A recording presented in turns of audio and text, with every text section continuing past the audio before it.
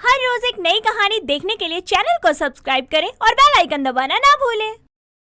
अनीशा अपने ससुराल में अपने पति विनय, सास सुमन के साथ बड़ी ही खुशी के साथ रहती थी, लेकिन वो अपनी ननद स्वाति के बैल बुद्धिपने से बहुत परेशान थी, क्योंकि उसकी बैल बुद्धिपने की वजह से उसको कई बार अच्छे उसके रिश्ते टूट जाते थे, लेकिन फिर भी उसके बैल बुद्धिपने में कोई कमी नहीं आती थी। ऐसे ही समय बीतता है। तभी एक दिन सुबह के समय सभी लोग एक साथ बैठकर नाश्ता कर रहे थे। तभी अनीशा अपनी ननद स्वाति से कहती है, स्वाति प्लीज, आज तुम कॉलेज से आते समय मार्केट से 3 ब्रेड पकोड़े ले आना, और अगर नींबू दिख जाए तो 10 ले आना। बस इतनी सी बात, आप चिंता मत करो, मैं ले आऊंगी। पक्का ना? तुम भूलोगी तो नहीं ना? समझ में आ गया तुम्हें कि मैंने क्या बोला है? भाभी मुझे पागल समझ रही हो क्या? समझने की क्या जरूरत है, भगवान ने तुझे पागल ही बनाकर भेजा है। क्यों, मैंने ऐसा क्या काम किया जो आप मुझे पागल बोल रहे हो? तू कभी कोई काम करती कहाँ है जो बताऊं तुझे मैं? हाँ, हर काम का उल्टा जरूर करती है, बोलो कुछ और करती है कुछ, तभी तो सब तुझे बैल बुद्धि बोलते हैं। अच्छा, मैं बैल बुद्धि हूँ? जैसे आपके पास तो बड़ा दिमाग है। अरे बस करिए, क्या अभी उसे सुबह सुबह परेशान कर रहे हैं? मुझे बोलने से पहले अपनी ननद की जुबान तो देख लो कितना बोलती है। आप भी बहुत बोलते हैं, बस करिए। और स्वाति को लेट हो गया है, उसे कॉलेज छोड़ देना ऑफिस जाते समय। चल बेटा, आज तुझे और लेट करूंगा मैं, ताकि कॉलेज वाले तुझे कॉलेज से ही निकाल दें, क्योंकि वैसे भी तेरे बैल बुद्धि दिमाग में कुछ घुसने वाला है नहीं। भाभी देखिए, क्या बोल रहे हैं भाई? मैंने कुछ नहीं बोला, चल ना, अब देर नहीं हो रही तुझे। इतना कहकर दोनों वहाँ से चले जाते हैं और अनीशा भी अपने घर के कामों में लग जाती है। कुछ समय बाद शाम के समय अनीशा अपनी सास सुमन के साथ बैठकर चाय पी रही थी। तभी स्वाति 10 ब्रेड पकोड़े लेकर घर आती है और अपनी भाभी को देती है, जिसे देखकर वो अपने सर पर हाथ रखते हुए कहती है, ये क्या है स्वाति? भाभी आपने ही तो कहा था कि ब्रेड पकोड़े ले आना, तो मैं ले आई। अरे बैल बुद्धि लड़की, लेकिन इतने सारे ब्रेड पकोड़े कौन खाएगा? ये गलती भाभी की है, इन्होंने ही बोला था इतने सारे लाने के लिए। मैंने तुमसे 3 ब्रेड पकोड़े लाने के लिए बोला था स्वाति। घर में हम 3 ही लोग तो हैं, तुम्हारे भैया तो रात में आते हैं ना। भाभी आपने ही तो बोला था अगर नींबू दिख जाए तो 10 ले आना। हाँ, तो मैंने नींबू 10 लाने को बोला था, ब्रेड पकोड़े नहीं। सच में तुम बिल्कुल ही बैल बुद्धि हो। तुम किसी चीज में अपना दिमाग क्यों नहीं लगाती? बिल्कुल भी दिमाग नहीं लगाती। अच्छा हुआ मैंने स्वाति को 20 नींबू लाने के लिए नहीं बोला, वरना मैं 20 ब्रेड पकोड़े का क्या करती। बहू, तुझे आज पता चला कि ये इतनी बड़ी बैल बुद्धि है। अब खुद देख, जब इसे खाने पीने वाली चीजों में काम समझ नहीं आता, तो सोचिए बाकी की चीजों में अपना बैल बुद्धिपना कैसे दिखाती होगी। तुम ही सोचो, बड़ी बड़ी चीजों में ये क्या करेगी बैल बुद्धि कहीं की। बस करिए आप लोग, कितना सुना रहे हैं आप लोग मुझे? मैंने ऐसा भी क्या किया? स्वाति, मेरे कहने का मतलब था कि 3 ब्रेड पकोड़े लाने थे, और अगर नींबू दिख जाए तो वो 10 ले आना, ना कि ब्रेड पकोड़े। खैर छोड़ो, जाओ तुम फ्रेश हो जाओ और जाकर अपने हिस्से के ब्रेड पकोड़े खा लो। बाद में देखेंगे बाकी के पकोड़ों का करना क्या है। अपनी भाभी की बात सुनकर स्वाति फ्रेश होने के लिए अपने कमरे में चली जाती है। थोड़ी देर बाद तीनों साथ में बैठकर ब्रेड पकोड़े खाते हैं। ऐसे ही थोड़ा समय बीतता है, लेकिन स्वाति के बैल बुद्धिपने में बदलाव नहीं आता। वो हर काम बिना सोचे समझे करने लगती है। ऐसे ही एक दिन सुबह के समय अनीशा किचन में खाना बना रही थी। तभी स्वाति वहाँ आती है और अपनी भाभी से कहती है, क्या कर रहे हो भाभी? आज मेरे कॉलेज की छुट्टी है, कोई हेल्प करनी हो तो बता देना। हाँ बिल्कुल, एक काम करो, मैंने सब्जियां काट कर रख दी हैं, तुम इसे सिंक में डालकर धो दो अच्छे से, मुझे अभी बनानी है। बस इतना सा काम? ये तो मैं अभी कर देती हूँ, और देखना इस बार मैं इतने अच्छे से काम करूँगी ना कि आप मुझे बैल बुद्धि नहीं बोलोगी। ठीक है, तुम सब्जियां धोकर रख देना, मुझे कमरे में कुछ काम है, आकर बनाती हूँ मैं। जी भाभी। अनीशा इतना कहकर किचन से चली जाती है और स्वाति सब्जियां ले जाकर सिंक में डालकर वॉशिंग पाउडर डालकर धोना शुरू करती है। कुछ समय बाद अनीशा दोबारा किचन में आती है तो उसकी नजर सिंक में पड़ी सब्जियों पर जाती है और उनमें से झाग निकलते हुए देखकर वो हैरान होते हुए गुस्से में स्वाति से कहती है, तुमने सब्जियों को सिंक में क्यों डाला, और इसमें इतना झाग क्यों निकल रहा है? क्या डाल दिया इसमें तुमने? भाभी आपने ही तो बोला था सब्जियों को सिंक में डालकर अच्छे से धोना, इसीलिए मैंने सब्जियों को अच्छे से वॉशिंग पाउडर से धो दिया है। सब्जियां चमक रही है ना? चुप करो तुम, सच में तुम्हें सही कहते हैं लोग। तुम हो बैल बुद्धि, बल्कि नहीं, तुम महा बैल बुद्धि हो। कोई सब्जियों को वॉशिंग पाउडर से धोता है क्या? लेकिन भाभी सब्जियों को धोने को बोला था, तो धुलाई में तो वॉशिंग पाउडर लगेगा ही ना। स्वाति बस करो, तुम्हें कपड़ों में और खाने की चीजों में फर्क नहीं दिखाई देता क्या? कहीं कभी तो थोड़ा सा दिमाग लगाकर काम कर लिया करो, भगवान के लिए। अनीशा स्वाति को उसके बैल बुद्धि पने के लिए सुना ही रही थी कि तभी सुमन वहाँ आती है और उसे इतने गुस्से में देखकर कहती है, क्या हुआ बहू, क्यों इतना गुस्सा कर रही है? अब इस बैल बुद्धि ने क्या कर दिया? मेरा नाम बैल बुद्धि नहीं स्वाति है। नाम से क्या होता है? नाम तो काम से होता है, और तेरे सारे काम तो बैल बुद्धि वाले ही होते हैं। तू बता बहू, क्या हुआ? माँ जी, स्वाति ने सारी सब्जियों को सिंक में डालकर ऊपर से उस पे वॉशिंग पाउडर से भी धो दिया। गलती मेरी ही है। मैंने स्वाति को सब्जियां धोने के लिए कहा था, धोना छोड़ा, अब वो खाने लायक भी नहीं है। तू इसे कोई काम देते ही क्यों है? एक काम कर, मुझे दे दे, मैं दूसरी सब्जियां काट देती हूँ। तब तक तू किचन का बाकी काम खत्म कर ले। और तू जाकर छत पर देख, धूप आ गई तो कपड़े धूप में डाल दे। 1 मिनट रुको तुम स्वाति। माँ जी, आप मेरी वाली ही गलती क्यों कर रही हैं? ये फिर वहाँ जाकर कोई बैल बुद्धिपना दिखा देगी। स्वाति, मेरी बात ध्यान से सुनो। तुम ये कपड़े की बाल्टी लेकर ऊपर छत पर जाओ और देखो धूप आई है कि नहीं। अगर आई हो तो इन कपड़ों को धूप में रस्सी पर डाल देना। समझ में आया? बहू, इसकी समझ में कुछ नहीं आने वाला।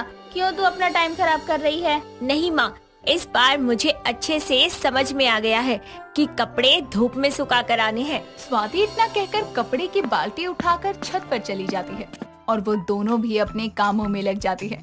यूं ही थोड़ा समय बीतता है, तभी अचानक बारिश शुरू होने के चक्कर में विनय भी ऑफिस से जल्दी घर आकर सोफे पर बैठ जाता है और अनीशा उसके लिए पानी लेकर आती है और वो अनीशा से कहता है, बैल बुद्धि कहाँ है? घर में शांति का माहौल है, बाहर बहुत बारिश हो रही है। वो कॉलेज से आ गई या नहीं? वो आज कॉलेज ही नहीं गई, उसकी छुट्टी थी ना आज।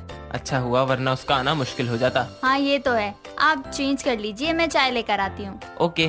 विनय और अनीशा आपस में बातें कर ही रहे थे कि तभी सुमन उनके पास आकर कहती है, कपड़े बाद में बदलियो, देख जरा पहले छत पर जाकर। तेरी बैल बुद्धि बहन को मैंने पूरे घर में देख लिया, कहीं भी नहीं है। सुबह से कपड़े सुखाने गई थी तो लगता है छत पर ही बैठ गई है। माँ जी, स्वाति अभी आई नहीं है। नहीं।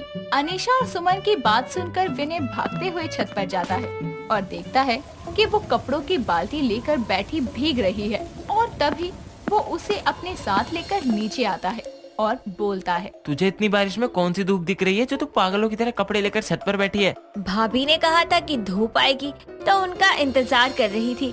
मुझे रास्ता नहीं पता कि वो कहाँ से आएगी। ये सब देखकर विनय भी समझ जाता है कि उसकी बहन बैल बुद्धि है, जिसके बाद वो सब मिलकर उसके इसी दिमाग के साथ समझौता करते हुए उसे वक्त वक्त पर समझाने की कोशिश करते हैं। अब अनीशा की बैल बुद्धि ननद कितनी समझेगी, ये तो वक्त बताएगा। दिवाली के दिन निशा दीवार पर लड़ियां लगाने के लिए टेबल पर चढ़ती ही है कि वो चक्कर खाकर जमीन पर गिर जाती है और ये देखकर उसकी माँ आमना जल्दी से डॉक्टर को कॉल करती है और थोड़ी ही देर में डॉक्टर आ जाती है और उसके नर्व्स चेक करके बोलती है, आप कल इसे मेरे क्लिनिक ले आना, अभी से आराम करने दो और मैं कुछ दवा दे देती हूँ। ठीक है डॉक्टर। इतना कहकर डॉक्टर वहाँ से चली जाती है और अगले दिन आमना और निशा दोनों डॉक्टर के पास जाती हैं, जहां डॉक्टर निशा के काफी सारे टेस्ट करती है और कुछ घंटों के इंतजार के बाद निशा की टेस्ट रिपोर्ट आ जाती है, जिसको देखकर डॉक्टर बोलती है, अभी कंट्रोल करने पर इसकी बीमारी थम सकती है, लेकिन अगर ख्याल न रखा गया तो आगे परेशानी आप लोगों को ही होगी। क्या बीमारी है निशा को? निशा अपनी फ्रेंड के घर पार्टी में जाती है, जहां उसे ढेर सारे पकवान और तरह तरह की मिठाइयाँ जैसे रसगुल्ला, गुलाब जामुन, घेवर और भी बहुत सारी चीजें देखने को मिलती है, लेकिन उसे गुलाब जामुन बेहद पसंद था, जिसे देखकर वो मन में बोलती है, इतने सारे गुलाब जामुन, मेरे तो मुंह में पानी आ रहा है। मन कर रहा है एक एक करके सारे खा जाऊं। हाय, काश मैं इन्हें पैक करवा के घर ले जाती, पर अफसोस। खैर कोई बात नहीं, जब तक यहाँ पर हूँ पेट भर के गुलाब जामुन खाऊंगी। निशा जल्दी से प्लेट से 10-12 गुलाब जामुन उठाकर खाना शुरू कर देती है। उसकी प्लेट में इतने सारे गुलाब जामुन देखकर उसकी फ्रेंड पिंकी उससे बोलती है, अरे भैंस है क्या जो पूरी बारात के गुलाब जामुन अकेले ही खा रही है? भैंस किसे बोल रही है तू? दिख नहीं रहा मैं गुलाब जामुन खाने में बिजी हूँ। वाह बेटा वाह, गुलाब जामुन आगे और फ्रेंड पीछे। लगता है तू गुलाब जामुन ही खाने आई है। और नहीं तो क्या, फेवरेट है मेरे। मैं तो अपने हिस्से के गुलाब जामुन निकाल ही लेती हूँ, नहीं तो तू तो मेरे लिए भी नहीं छोड़ेगी। पार्टी एंजॉय करके निशा घर जाकर अपनी माँ आमना से बातें करते हुए बोलती है, पता है माँ, आज मैंने बहुत सारे गुलाब जामुन खाए, इतने कि आप सोच भी नहीं सकती।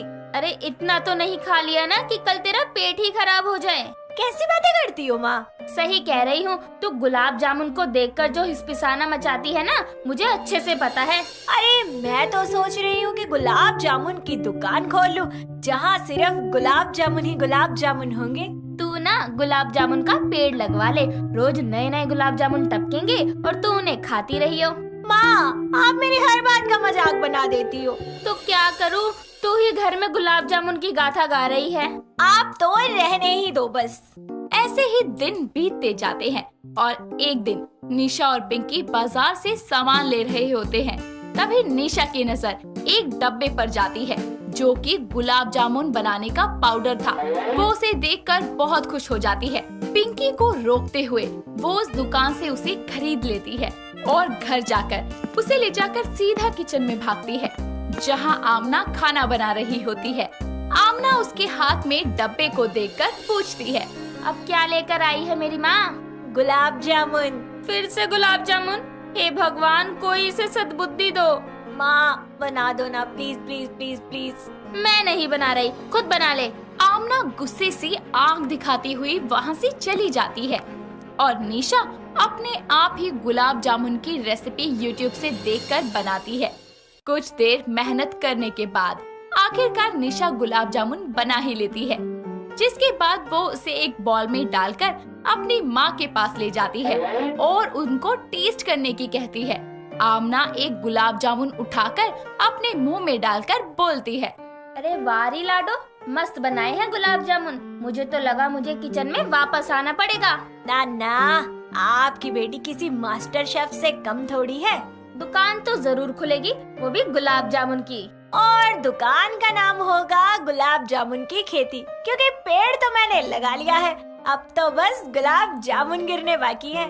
दोनों हंसने लगती हैं और कुछ ही दिनों में निशा और आमना मिलकर गुलाब जामुन की एक बड़ी सी दुकान खोलते हैं और उनका बिजनेस अच्छा चलने लगता है। थोड़े दिन बाद पिंकी का बर्थडे आता है और निशा उसे सरप्राइज देने के लिए गुलाब जामुन से बना केक लेकर जाती है, जिसे देखकर पिंकी खुश होकर बोलती है, ओ वाओ, इतना बड़ा गुलाब जामुन का केक खास तेरे लिए बनाया है। थैंक यू यार, मैंने सोचा भी नहीं था कि तू मुझे गुलाब जामुन का सरप्राइज केक देगी। वो दोनों मिलकर पार्टी को एंजॉय करते हैं और गुलाब जामुन खाते हैं। थोड़ी देर बाद निशा अपने घर पहुंचकर थकान की वजह से सो जाती है। अगली सुबह वो रोज की तरह शॉप पर जाती है, लेकिन उसे ना जाने क्यों बार बार प्यास लगती है।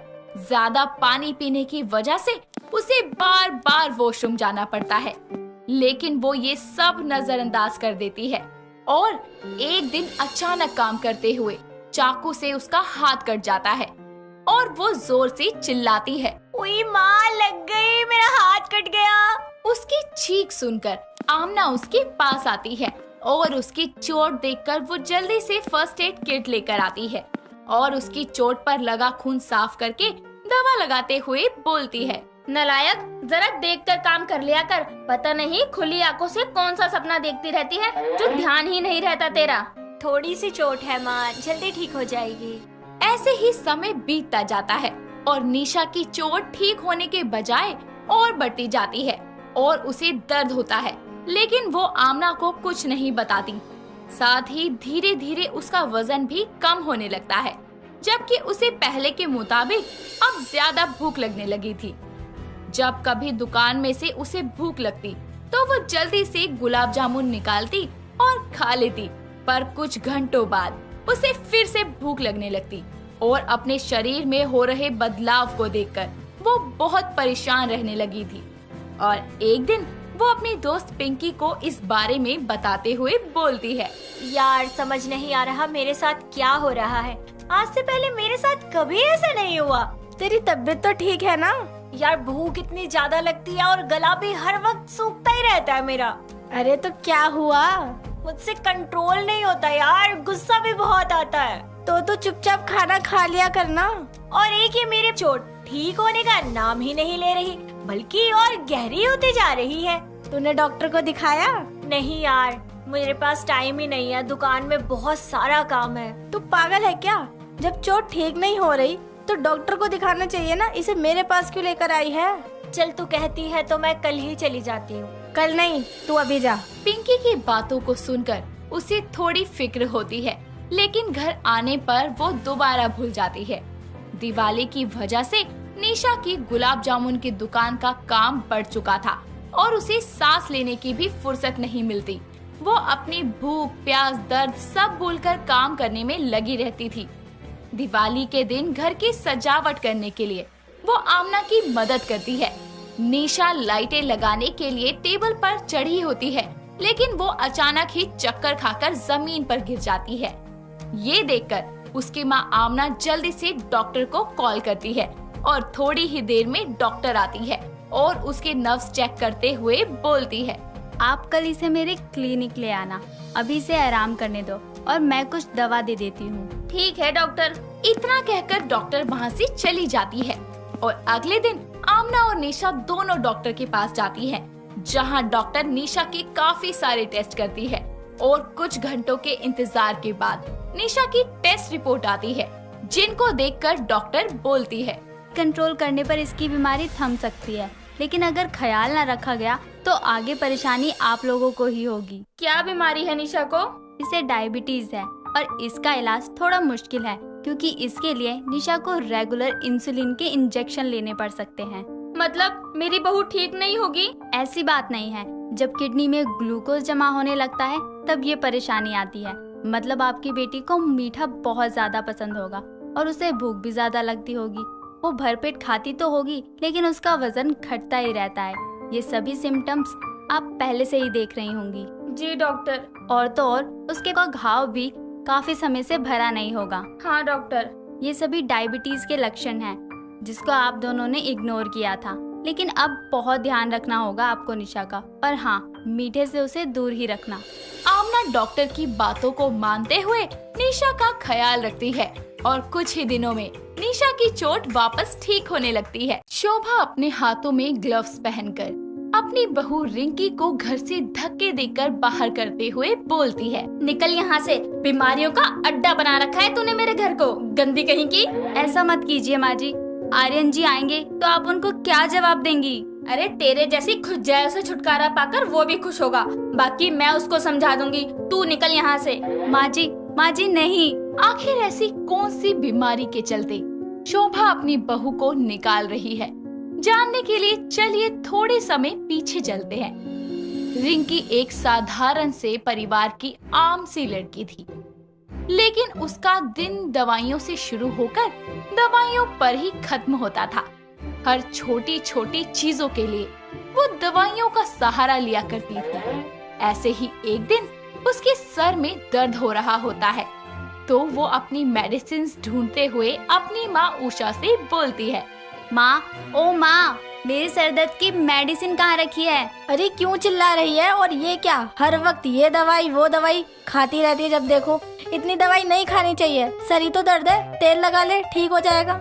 इतना टाइम नहीं है कि अब मैं तेल लगाऊं। मेरी दवाइयों का डब्बा बता दो, मैं उसे खा लूंगी। अंदर वाली अलमारी में पड़ा है, जाकर ले ले। रिंकी अपनी दवाइयों का डब्बा लेकर उसमें से सर दर्द की दवा निकालकर खा लेती है। ऐसे ही समय गुजरता है। कुछ समय में उषा को अपनी बेटी रिंकी के लिए एक आर्यन नाम के लड़के का रिश्ता आता है, जिसके बाद में देख दिखाई करके दोनों की शादी हो जाती है। शादी के बाद सब ठीक चल रहा होता है। रिंकी अपने ससुराल की सारी जिम्मेदारियां संभालती है, लेकिन एक दिन रिंकी की सास शोभा उसको आवाज लगाते हुए बोलती है, बहू, ओ बहू, जरा मेरा सर दबा दे। अरे माँ जी, मेरे पास सर दर्द की दवा है, आप वो खा लीजिए। नहीं, तू मेरा सर दबा नहीं सकती क्या?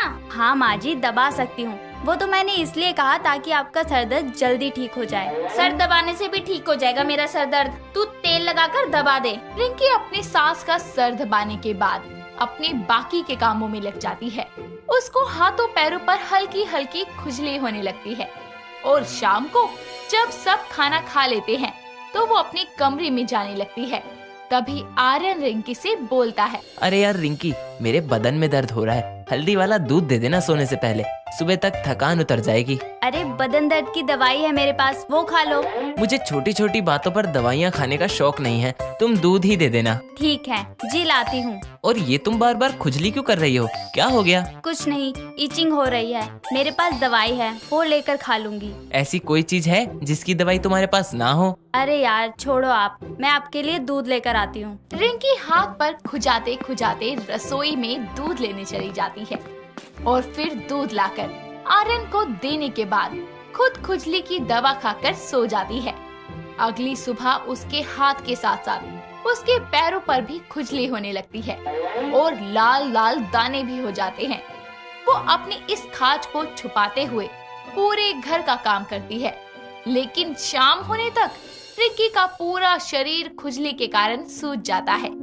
जिसके बाद वो शॉल ओढ़कर अपने कमरे से बाहर आती है और भरी गर्मी में भी उसे शॉल ओढ़ा देखकर उसकी सास बोलती है, अरे बहू, तूने इस भरी गर्मी में ये शॉल क्यों ओढ़ रखी है?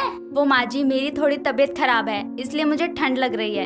अरे तो तेरे दवाइयों के बॉक्स में कोई दवाई नहीं है क्या जो तुझे ठीक कर दे? माँ जी दवाई ली है, जल्दी आराम हो जाएगा। शोभा अपनी बहू से बातें कर रही होती है। तभी उनके घर उनकी पड़ोसन मधु आती है, जो आकर बोलती है, अरे शोभा बहन, कहाँ खोई रहती हो? आजकल दिखती ही नहीं हो। अरे मधु बहन, आओ आओ। अरे कहीं गायब नहीं हुई, बस आजकल घर में ही रहने का मन करता है, कहीं बाहर आने जाने का मन ही नहीं करता। हाँ वो तो है। अच्छा ये रिंकी बहू को क्या हो गया? शॉल ओढ़े क्यों खड़ी है? अरे उसकी तबीयत खराब है। अच्छा बहू, चाय बना पाएगी या मैं बना लूं? नहीं नहीं माँ जी, मैं बना कर लाती हूँ। रिंकी रसोई में चाय बनाने जाती है, जहाँ वो काम करते करते खुद से बोलती है, पता नहीं मेरी दवाइयाँ काम क्यों नहीं कर रही, लेकिन माँ जी को पता लगाना कि मुझे ये खुजली की बीमारी हो गई तो वो मुझे घर से निकाल ही देंगी। रिंकी चाय बनाकर बाहर लाती है और वो जैसे ही कप टेबल पर रखने के लिए झुकती है तो उसकी शॉल फिसल जाती है, जिसके कारण मधु और शोभा को उसके शरीर पर हुए दाग और सूजन दिखाई देती है। ये देखकर मधु दूर होते हुए बोलती है, हाय हाय शोभा बहन, तुम्हारी बहू को क्या हो गया? कोई छूत की बीमारी हुई है क्या? अरे ये क्या हुआ तेरे पूरे शरीर पर? ये दाने कैसे हुए बता? माँ जी वो बकरी की तरह मैं ही करती जाएगी, आगे भी कुछ बोलेगी? माँ जी मुझे लगता है स्किन इन्फेक्शन हो गया है। मैंने दवाई खाई थी पर लगता है फर्क नहीं पड़ा, लेकिन आप चिंता मत करो, जल्दी ठीक हो जाएगा। अरे झूठ बोल रही है ये शोभा बहन, इसको खुजली हुई है, वो भी कुत्तों वाली खुजली। ये तो फैलती है, दूर हो जाओ इससे। क्या? शोभा और मधु रिंकी से दूर हो जाते हैं, जिसके बाद मधु तो डर के मारे अपने घर निकल लेती है, लेकिन रिंकी शोभा को समझाने उसके पास जा रही होती है। तभी शोभा बोलती है, दूर रह खुजली की दुकान, और मेरे पास भी मत आइयो। माँ जी ऐसे मुझसे दूर मत भागो, मुझे कोई बीमारी नहीं है। मुझे नहीं पता, लेकिन मेरे पास भी मत आइयो और अपने कमरे में जा। रिंकी आंखों में आंसू लिए अपने कमरे में चली जाती है, जिसके बाद शोभा पूरे घर को सैनिटाइज करती है और तो और अपने हाथ में ग्लव्स और चेहरे पर मास्क लगा लेती है। कुछ देर में उसके हाथों पर खुजली होने लगती है। ये देखकर वो बोलती है, हाय राम, मेरे हाथ में भी खुजली होने लगी। मधु ने सही कहा था, ये बीमारी छूत की है। मैं अब और इस बीमारी की दुकान को अपने घर में नहीं रखूंगी। शोभा अपने हाथों में ग्लव्स पहनकर अपनी बहू रिंकी को घर से धक्के देकर बाहर निकालते हुए बोलती है, निकल यहाँ से, बीमारियों का अड्डा बना रखा है तूने मेरे घर को, गंदी कहीं की। ऐसा मत करो माँ जी, आर्यन जी आएंगे तो आप उनको क्या जवाब देंगी? अरे तेरे जैसी खुजैल से छुटकारा पाकर तो वो भी खुश होगा, बाकी तो मैं उसे खुद समझा दूंगी। तू निकल यहाँ से। माँ जी नहीं, ऐसा मत करो, मुझे कोई बीमारी नहीं है। अरे तुझे खुजली के अलावा पता नहीं किस किस तरह की बीमारियां हैं। मैंने कई बार तुझे दवाइयां खाते हुए देखा है। हमारे भाग ही फूट गए। लोगों के घरों में गुणों से धनी बहू आती है और हमें बीमारी और खुजली से भरी बहू मिली है। चली जाए यहाँ से, दिख मत जाइयो। रिंकी आंखों में आंसू और शरीर पर खुजली लिए घर से दूर जाने लगती है। तभी आर्यन घर आते हुए रिंकी को देख लेता है, जिसके बाद वो उससे बोलता है, अरे रिंकी, यहाँ क्या कर रही हो? और ये क्या हुआ? पूरे शरीर पर ये दाने कैसे? आर्यन जी, आप मुझसे दूर ही रहिए, वरना आपको भी ये बीमारी हो जाएगी। माँ जी ने तो मुझे पहले ही घर से निकाल दिया है। अब अगर आपको भी ये खुजली की बीमारी लग गई तो वो मुझे इस शहर से ही निकाल देंगी। हुआ क्या, ये तो बताओ। रिंकी आर्यन को सारा सच बताती है, जिसको जानने के बाद आर्यन रिंकी को घर ले जाने से पहले एक स्किन केयर स्पेशलिस्ट के पास लेकर जाता है, जहां डॉक्टर रिंकी को चेक करके बताते हैं कि उसकी दवाइयां खाने की आदत के कारण उसे ये इन्फेक्शन हुआ है। डॉक्टर रिंकी को दवाइयों से दूर रहने की सलाह देते हैं और एक ट्यूब देते हैं, जिसको लेकर आर्यन और रिंकी घर आते हैं, जहां उन दोनों को साथ आता देखकर शोभा बोलती है, अरे कुलक्षणी कलमुई, मेरे बेटे से दूर हट, उसको भी अपने जैसा खुजैल बना देगी। बीमारियों की दुकान, मेरे बेटे से दूर हो जा। बस माँ, ये क्या नाप शनाप बोले जा रही हो? और रिंकी को कोई गंभीर बीमारी नहीं हुई है, बस स्किन इन्फेक्शन हुआ है जो कुछ टाइम में ठीक हो जाएगा। ये सुनकर शोभा थोड़ा शांत होकर बोलती है, ऐसा है तो जब तक इसका ये इन्फेक्शन ठीक नहीं होता, ये अपने कमरे से बाहर नहीं निकलेगी। इसे जो भी चाहिए इसको वही मिल जाएगा, पर ये अपने कमरे से बाहर ना आए। ठीक है माँ जी, जब तक मैं ठीक नहीं होती कमरे से बाहर नहीं निकलूंगी। डॉक्टर की दी हुई ट्यूब का इस्तेमाल करके रिंकी को खुजली से धीरे धीरे छुटकारा मिलता है, जिसके कुछ समय बाद वो बिल्कुल ठीक होने लगती है और कसम खाती है कि अब छोटी छोटी बातों के लिए दवाइयों का सहारा नहीं लेगी, क्योंकि ज्यादा दवाइयाँ हमारे शरीर पर साइड इफेक्ट छोड़ती हैं, जो हमारे साथ साथ दूसरों के लिए भी नुकसानदायक हो सकता है। दोस्तों, अगर आपको ये कहानी पसंद आई तो इसे लाइक करें, शेयर करें और कमेंट करके बताएं कि कहानी में आपको सबसे अच्छा क्या लगा।